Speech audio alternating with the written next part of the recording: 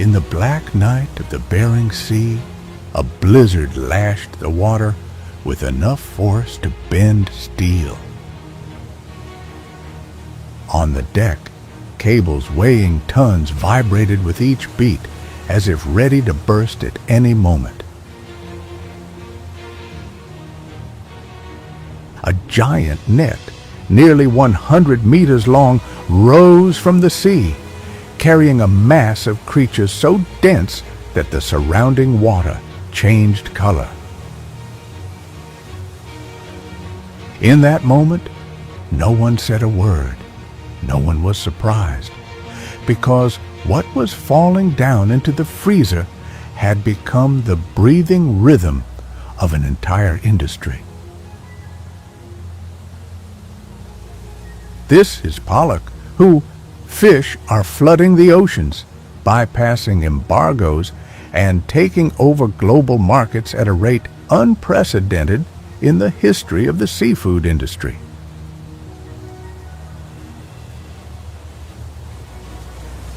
Is it just a fish, or a $4 billion economic strategy that's quietly reshaping the seafood world?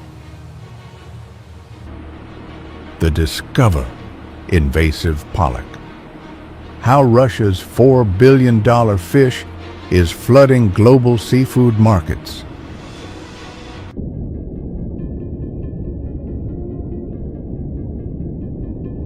Pollock, also known as pollock, is in the same family as cod and is considered one of the most versatile whitefish in cold waters.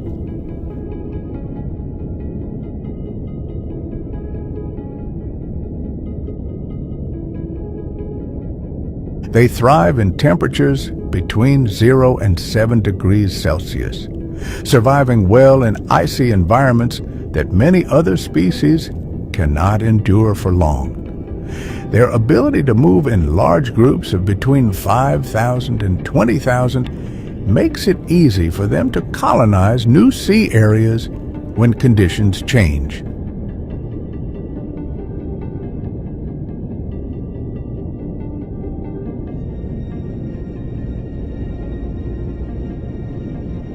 Each female can produce between 200,000 and more than 1 million eggs, creating dense populations and extremely rapid repopulation after each breeding season. Over the past 2 decades, NOAA scientists have noted a marked shift.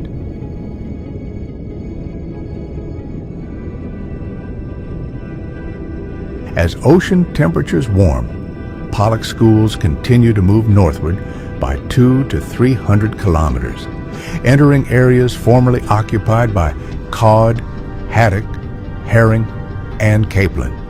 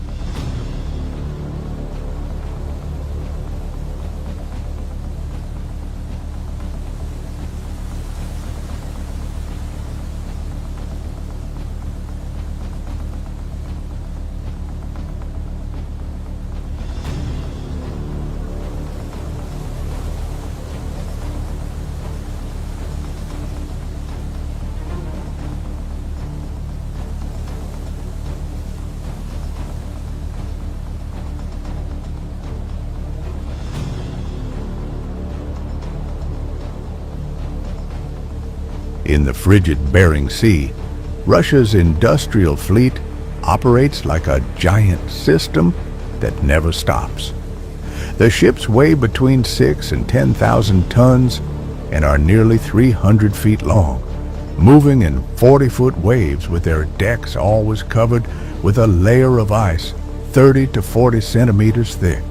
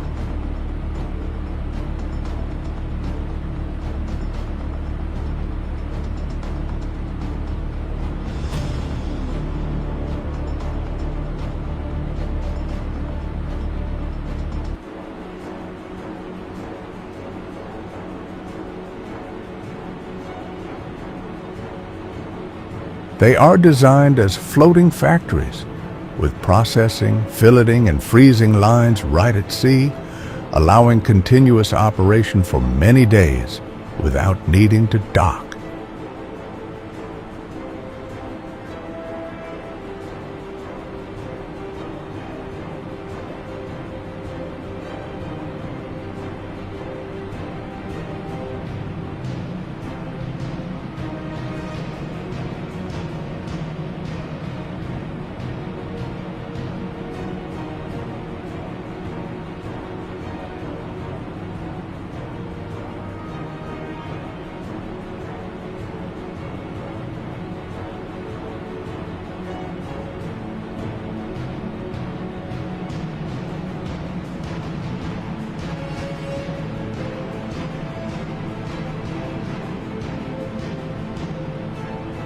Each year, Russia harvests between 1 and 6 million and 1.5 million tons of pollock, or nearly half the world's total. This scale is only possible thanks to the mid-water trawl system, a giant funnel-shaped structure with an opening as wide as a football field underwater.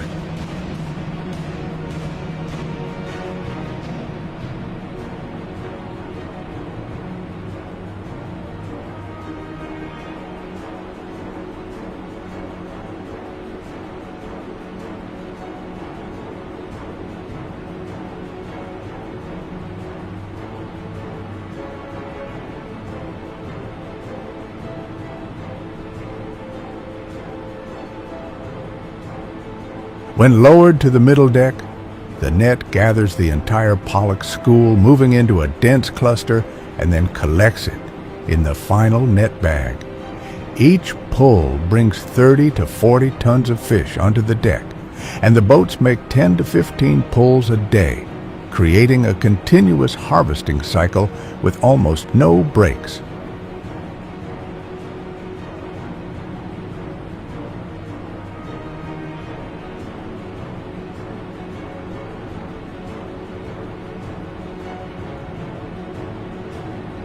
Conditions on deck were harsh and potentially dangerous. Cold winds from the Arctic Ocean combined with sea spray to form thick ice, making the deck slippery and equipment susceptible to freezing.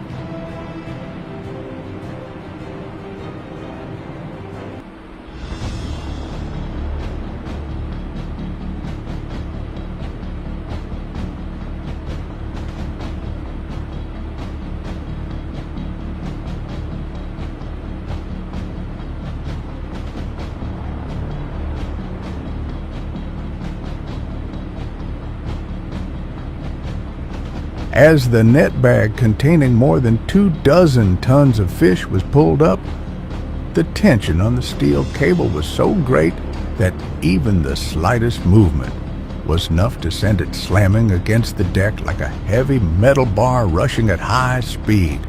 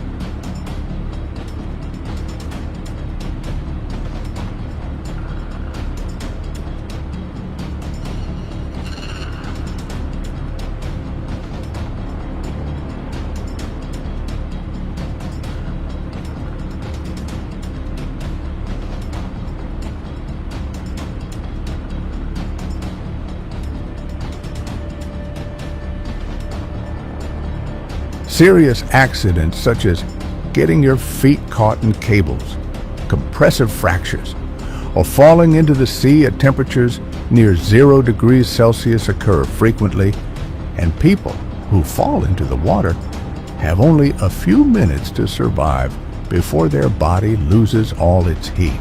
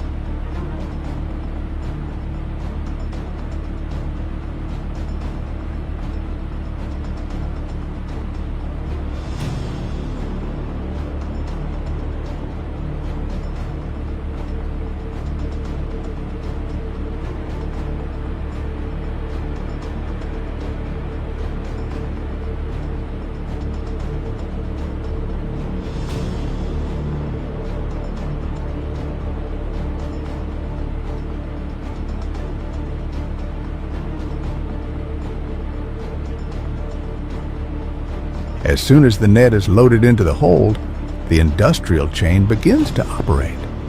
The fish is transferred to an automatic sorting system, cleaned, filleted, and frozen using IQF technology in less than 20 minutes.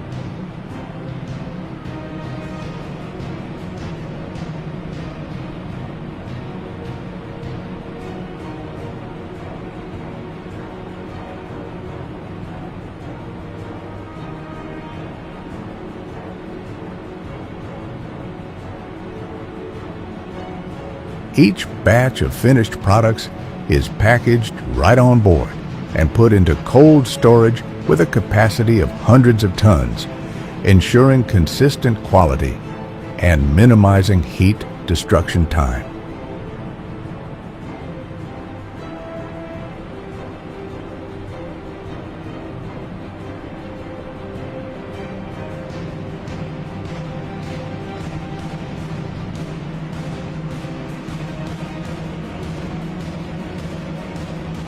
About 70% of this production does not stay in Russia.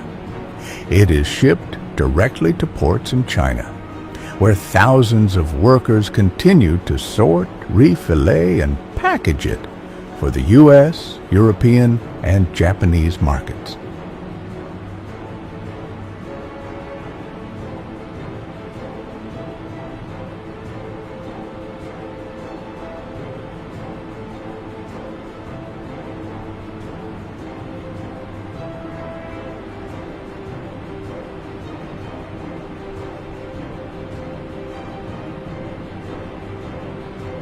The system operates like a giant assembly line, where each vessel is both a hunting vessel and a processing plant, creating a rate of exploitation that makes the Bering Sea one of the busiest fishing areas in the world.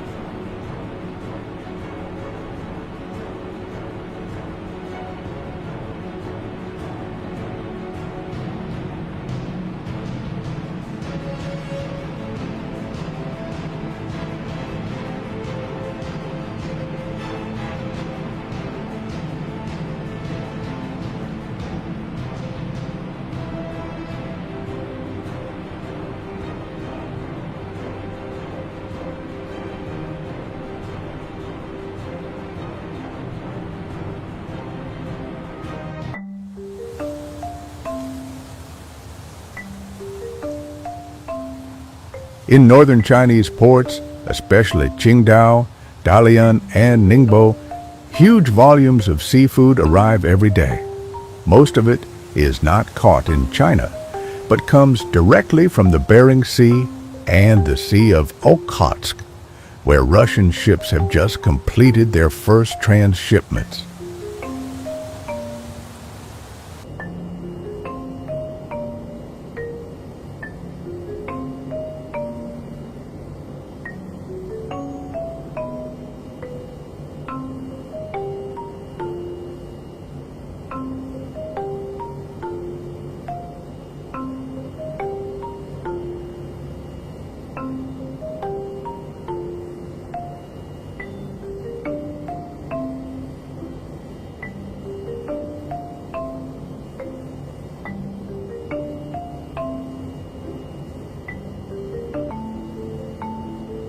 Refrigerated containers containing hundreds of tons of pollock are unloaded continuously, creating an uninterrupted industrial flow throughout the year.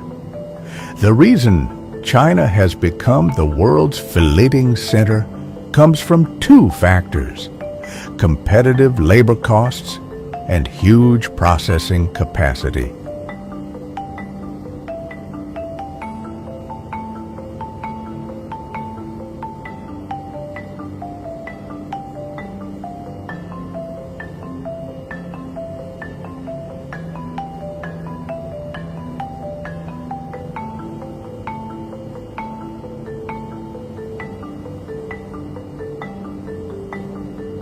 More than 1,000 seafood factories operate in northeast China, equipped with grading, filleting, and repackaging lines for the global market. This system allows the cost of processing per pound of pollock to be many times lower than factories in the U.S. or Europe.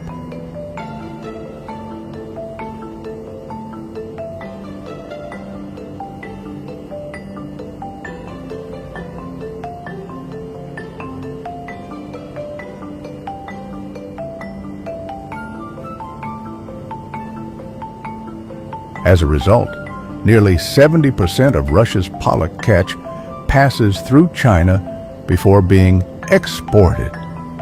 Here, hundreds of workers work long shifts in cold rooms, cutting each fillet and arranging the finished product into packaging trays.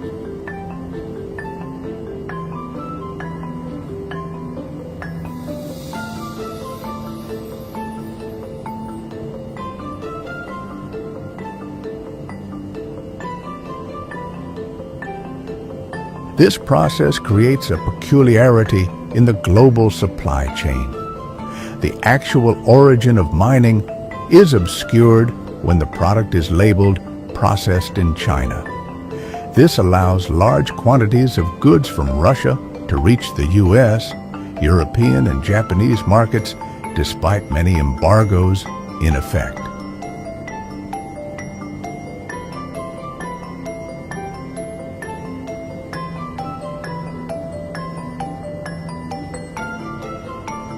Watchdogs describe the phenomenon as an economic corridor that allows products from Russian fishing grounds to continue to circulate without political hindrances.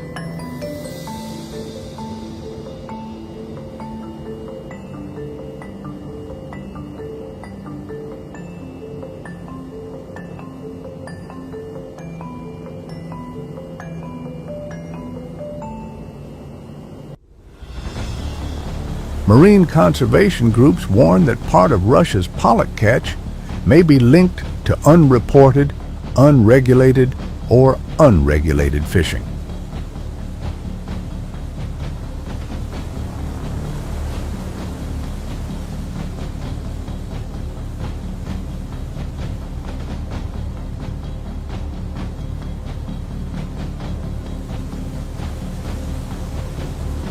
However, when goods are reprocessed in China, traceability becomes much more difficult, and most shipments are still eligible for import into major markets.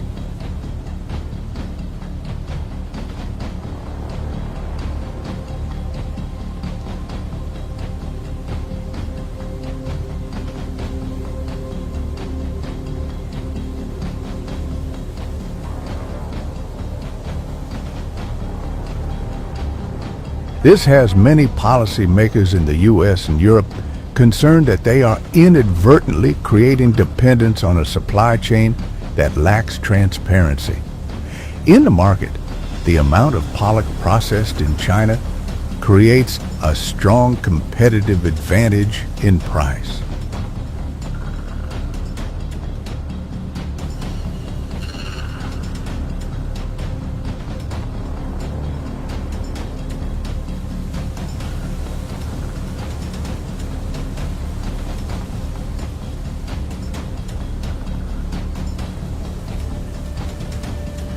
Whitefish products such as surimi, fish sticks, quick fish sandwiches, or frozen fillets become 20 to 25% cheaper than similar products processed in the United States.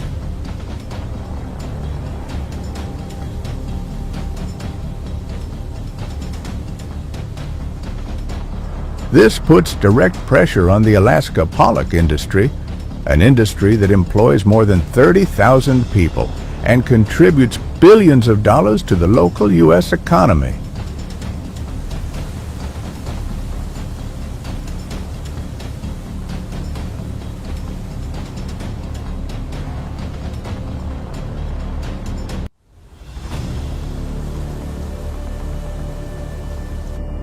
Overall, China is not a pollock fishery, but it is a decisive link in shaping the price, supply, and circulation of this $4 billion fish.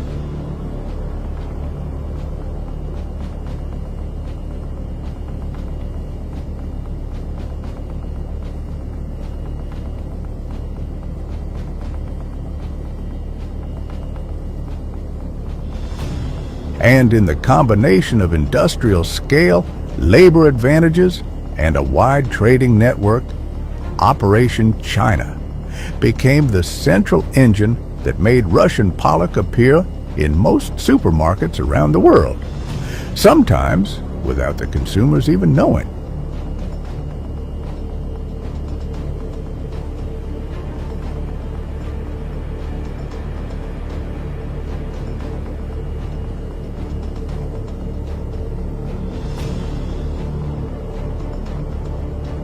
In the global seafood market, pollock is considered the cheapest and most stable source of white meat.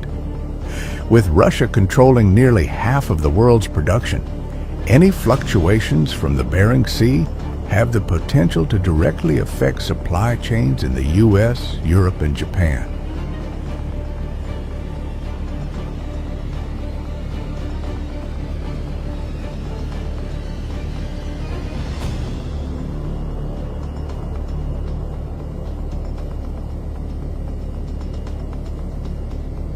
Russian pollock prices are 30 to 40% lower than Alaska pollock, creating an advantage that many native fisheries cannot match. Popular products such as surimi, fish sticks, fish cakes, or fast fish sandwiches all rely on pollock supplies.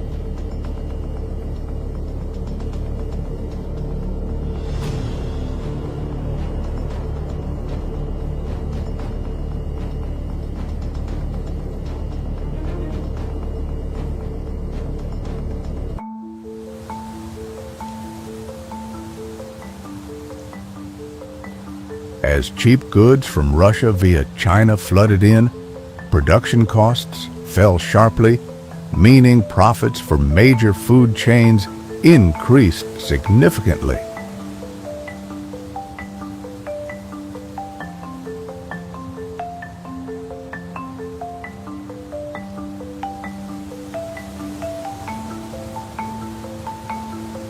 Businesses benefit, but domestic fishing fleets face unprecedented competitive pressure. The Alaska pollock industry, which employs more than 30,000 people directly, has seen its profit margins shrink as fuel, labor, and safety costs in the United States have increased many times over.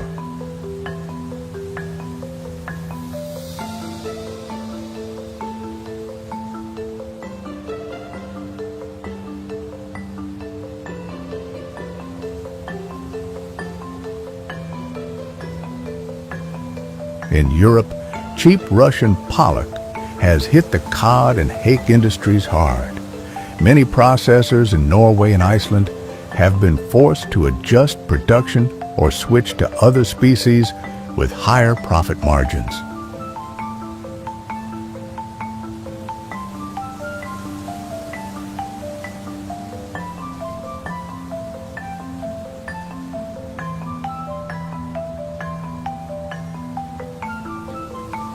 Some businesses in Iceland have even completely left the cheap whitefish market to avoid direct competition with Russian pollock. Meanwhile, Consumers are the group that feels the least about this economic war.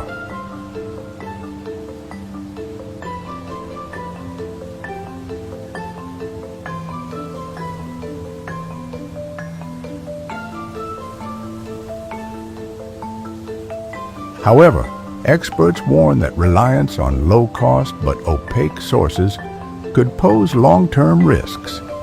If the supply chain is disrupted, whitefish food prices could rise rapidly, directly affecting low-income groups in the West.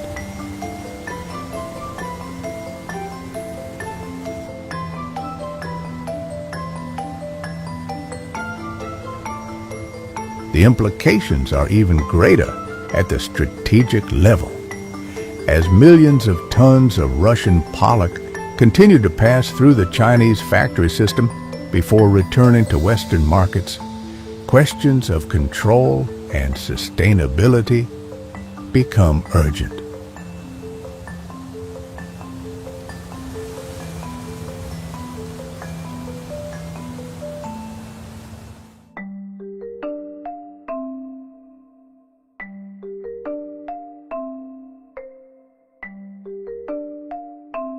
A cheap fish, but one with enough power to impact the Arctic ecosystem, the U.S. and European markets, and political decisions on both sides of the ocean.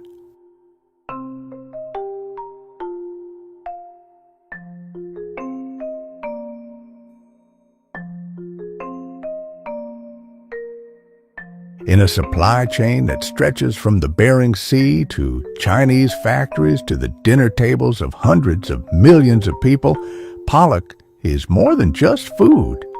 It is a mirror of how the world operates in an age of global economic competition.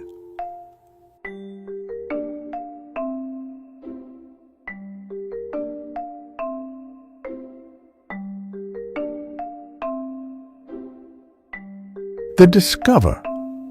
Look deeper into what seems familiar.